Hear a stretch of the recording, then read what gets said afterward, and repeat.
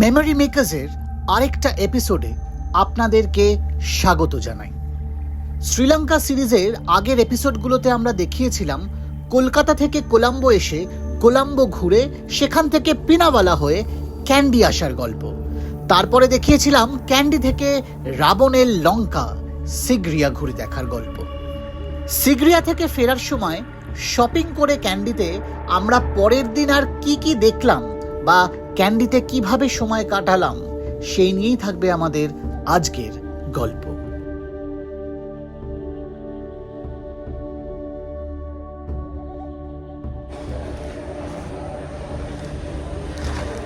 As usual চলবে। 22,800 টাকার কেনাকাটা করেছি। এর আগেও টুকটাক কেনাকাটা হয়েছে। মাছ এখানে কেনা হলো একটা দোকান থেকে। 22,800 টাকায় কিনেছি। চাপ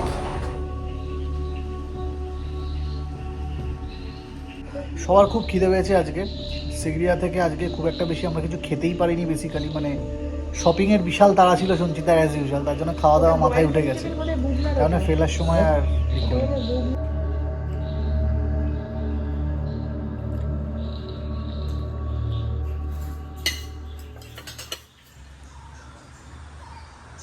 এরম একটা পরিবেশের ভেতর ভিলাতে আমরা ছিলাম। ক্যান্ডিতে যে ভিলাটা দেখাচ্ছিলাম, খুব সুন্দর জায়গাটা, ডিফারেন্ট এক্সপিরিয়েন্স, সুইমিং পুল সব কিছুই ছিল, যদিও সুইমিং পুল আমরা ইউজ করার সময় পাইনি। তো এখন আমরা সকালবেলা রওনা দেব ক্যান্ডির একটা দুটো জায়গা দেখে নোয়ারা এলিয়ার পথে।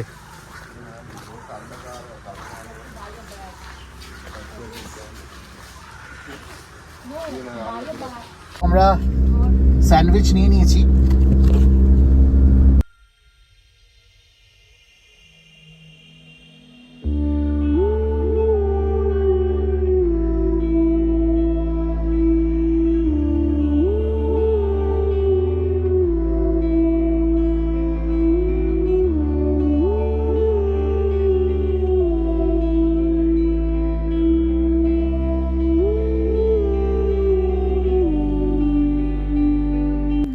ক্যান্ডি এটি শ্রীলঙ্কার সাংস্কৃতিক ও আধ্যাত্মিক রাজধানী, যা সিংহলী রাজাদের শেষ রাজত্ব হিসাবে বিখ্যাত। পার্বত্য কেন্দ্রীয় উচ্চভূমিতে অবস্থিত এই ইউনেস্কো বিশ্ব ঐতিহ্য শহরটি ফেমাস বৌদ্ধ দাঁত বা টুথ রেলিক টেম্পলের জন্য। আর এই শহরের প্রাণকেন্দ্র হল এই অপূর্ব ক্যান্ডি লেক, যেখানে চোখ কেড়ে নেবে মানুষ এবং বিভিন্ন জীবের সহাবস্থান, যেটা আমরা স্বভাবতই আমাদের দেশে খুব একটা দেখতে পাই না। ক্যান্ডিতে এই অপূর্ব লেকটিকে ঘিরেই রয়েছে এই শহরের অদ্ভুত সৌন্দর্য। কোলাম্বো থেকে 115 কিলোমিটার দূরে পাহাড়ের কোলে লুকিয়ে থাকা এই শহর একসময় ছিল শ্রীলঙ্কার শেষ রাজত্ব বা লাস্ট রয়্যাল কিংডম। শহরের ঠিক মাঝখানে এই শান্ত ক্যান্ডি লেক, চারপাশের কুয়াশাচ্ছন্ন পাহাড় আর ঐতিহাসিক রাজকীয় ছোঁয়া, সব মিলিয়ে এই শহরটি যেন কোনো জীবন্ত ক্যানভাস।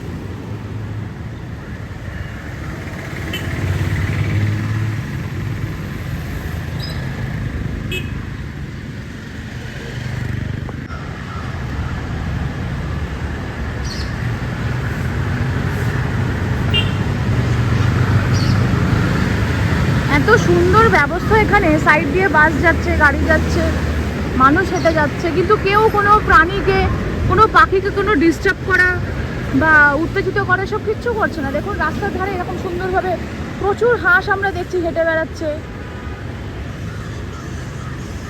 জলেতে টার্টল ঘুরছে, খুব সুন্দর ব্যবস্থা, ইকোসিস্টেম ফাটাফাটি।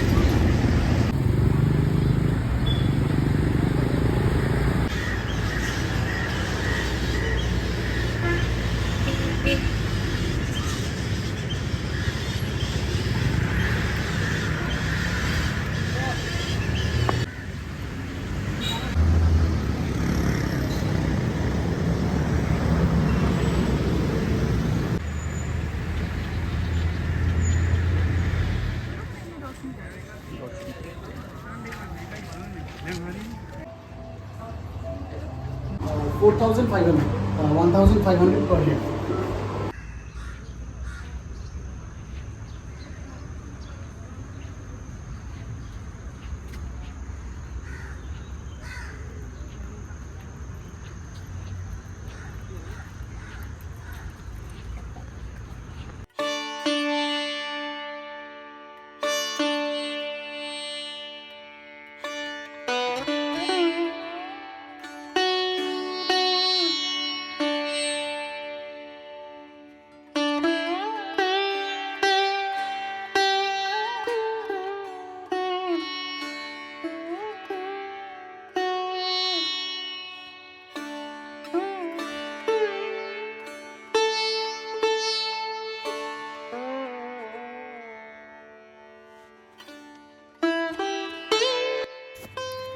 শ্রীলঙ্কার ক্যান্ডি শহরের শ্রী দালাদা মালিগাওয়া বা পবিত্র দাঁতের মন্দির হল সমগ্র বৌদ্ধ বিশ্বের অন্যতম পবিত্র তীর্থস্থান। এই মন্দিরে গৌতম বুদ্ধের বাম পাশের একটি পবিত্র দাঁত সংরক্ষিত রয়েছে। 17 শতকেরও বেশি সময় ধরে চলা এই মন্দিরের ইতিহাস অত্যন্ত রোমাঞ্চকর এবং এটি শ্রীলঙ্কার রাজশক্তি ও সংস্কৃতির অবিচ্ছেদ্য অংশ। খ্রিস্টপূর্ব 543 অব্দে ভারতের কুশীনগরে গৌতম বুদ্ধের মহাপরিনির্বাণের পর তার দেহ চন্দন কাঠের চিতায় দাহ করা হয়। তার চিতার ভস্ম থেকে শিষ্য খেম বুদ্ধের বাম পাটির দাঁতটি উদ্ধার করেন এবং তা কলিঙ্গ রাজ্যের বা বর্তমান উড়িষ্যা রাজা ব্রহ্মদত্তকে উপহার দেন। সেখানে প্রায় 800 বছর এই রাজকীয় শ্রদ্ধায় সংরক্ষিত ছিল। 4th শতাব্দীতে কলিঙ্গ রাজ্যে বহিরাগত আক্রমণের কারণে বুদ্ধের পবিত্র দাঁতটি চরম ঝুঁকিতে পড়ে। তখন কলিঙ্গরাজ গুহশিব নিজের কন্যা রাজকুমারী হেমলালা আর জামাতা রাজপুত্র দন্তকে দাঁতটি সুরক্ষার দায়িত্ব দেন। শত্রুদের নজর এড়াতে রাজকুমারী হেমলালা তার চুলের খোপার ভেতর পবিত্র দাঁতটি লুকিয়ে ছদ্মবেশে সমুদ্র পথে শ্রীলঙ্কায় নিয়ে আসেন। তখন শ্রীলঙ্কার অনুরাধাপুরার রাজা কীর্তিশ্রী মেঘবর্ণ অত্যন্ত শ্রদ্ধার সাথে এটি গ্রহণ করেন। সেই সময় থেকেই একটি অলিখিত নিয়ম তৈরি হয়, যার কাছে বুদ্ধের পবিত্র দাঁত থাকবে তিনিই হবেন শ্রীলঙ্কার বৈধ শাসক। 1592 সালে ক্যান্ডির রাজা প্রথমবার এই দাঁত রাখার জন্য একটি দোতলা মন্দির তৈরি করেন, যা পরবর্তীকালে পর্তুগিজদের আক্রমণে ধ্বংস হয়ে যায়। এরপর রাজা দ্বিতীয় রাজমিংহ মন্দিরটি পুনর্নির্মাণ করলেও তার ডাচদের হাতে দুবারই পুড়ে যায়। অবশেষে 1707 খ্রিস্টাব্দে রাজা শ্রীবীর পরাক্রম নরেন্দ্র সিং বর্তমানের মূল দোতলা মন্দিরটি নির্মাণ করেন। আজ আমরা সেই মন্দিরেই আধুনিকরণ হওয়ার পরে সেখানেই দর্শন করতে এসেছি শ্রী গৌতম বুদ্ধের দন্তকে।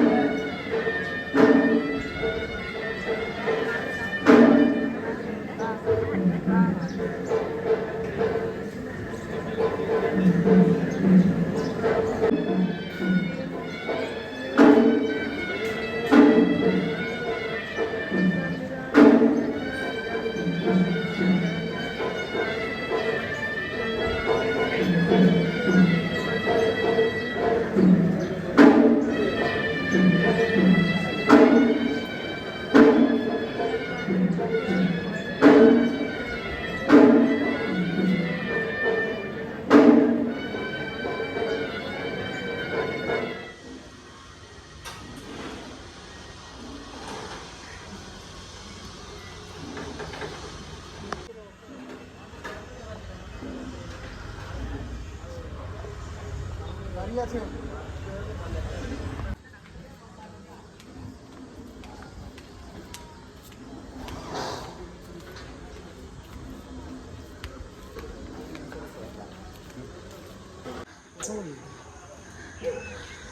তো ট্রুথ ভ্যালি টেম্পল থেকে বেরিয়ে আমরা এখন যাচ্ছি এলিফ্যান্ট স্টেবলের দিকে। প্রায় এসে গেছি, আর 50 মিটার। রাস্তাটা অপূর্ব, এত বেশি গ্রিনারি, ওপরটা পুরো ওপরটা জঙ্গল। এটা ট্রুথ ভ্যালি প্রাঙ্গণের মধ্যেই তাদেরই একটা পার্ট, মানে অনেকটা ধরুন যেরকম মায়াপুরে গেলে আমরা গোশালা পাই, সেরকমই এখানে এলিফ্যান্ট স্টেবল মন্দিরের। বড় হাতি, অনেক বড় দাঁত, পায়ে শিকল বাঁধা।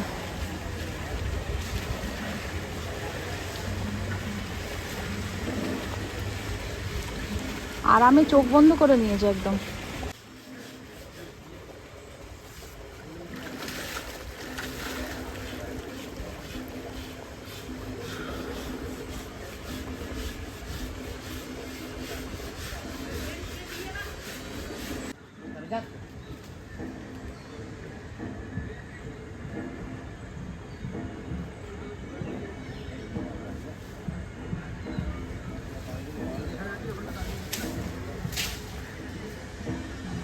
হাতিকে খাওয়ানোর ইচ্ছাটা ছিলই শ্রীলঙ্কাতে এসে, তো এখানে দেখলাম সবচেয়ে রিজনেবল আর সবচেয়ে সুবিধা।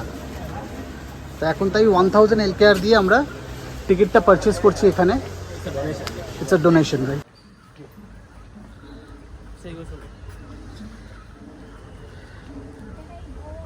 Yeah. Feed, first feed. After that, you can go close.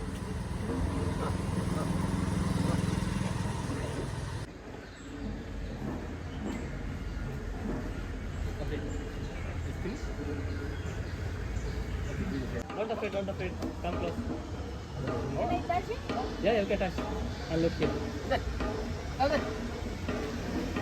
এখানে একটা ওয়াশরুমে গেছিলাম এলিফ্যান্ট স্টেবল থেকে আসার সময়।